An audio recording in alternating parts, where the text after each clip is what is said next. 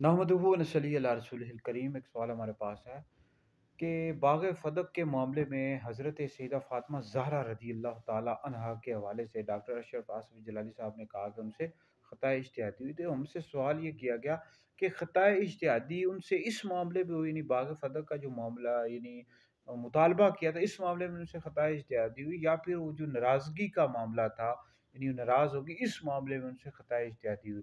دیکھیں، اس حوالے سے اگر آپ نے میری ویڈیو سماعت کرنی ہے، مفتی دانش ادری میرا یوٹیوب چینل ہے، وہاں پر تفصیل کے ساتھ باغ فدق کے حوالے سے ہماری ویڈیوز موجود ہیں اور میرا فتویٰ بھی موجود ہے۔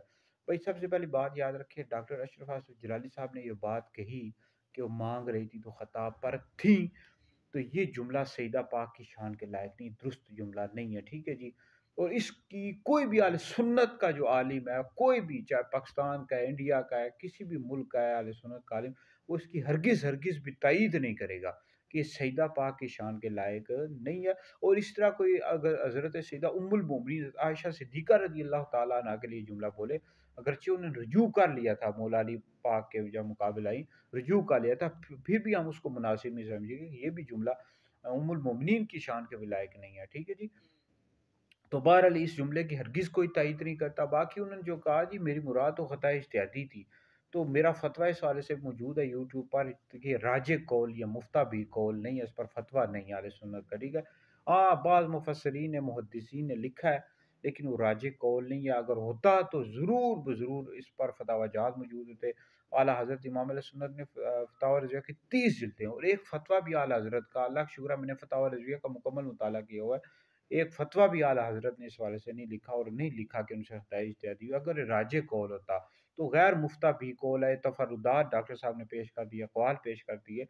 تو باقی یاد رکھیں کہ بعض نے لکھا ہے کہ اس معاملے میں ان سے خطۂ اجتہادی ہوئی، یعنی جو انہوں نے باغ فدق کا مطالبہ کیا، اور بعض کہتے ہیں کہ بعض علماء اس حوالے سے کہتے ہیں کہ جو وہ ناراض ہو گئی تھی سیدہ صدیق اکبر رضی اللہ تعالیٰ عنہ سے، اس معاملے میں ان سے خطۂ اجتہادی ہوئی۔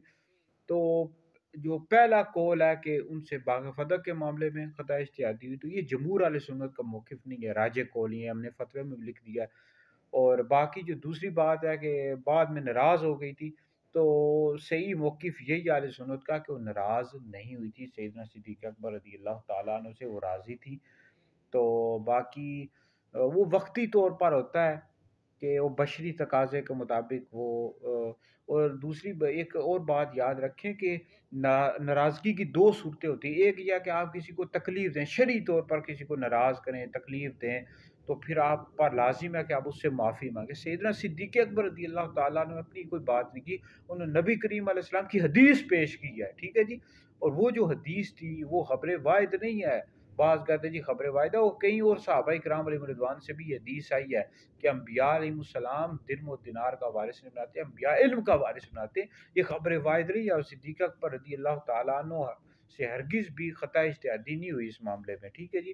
بعض کہتے ہیں لیکن ان سے ہرگز بھی خطا اجتہادی واقع نہیں ہوئی۔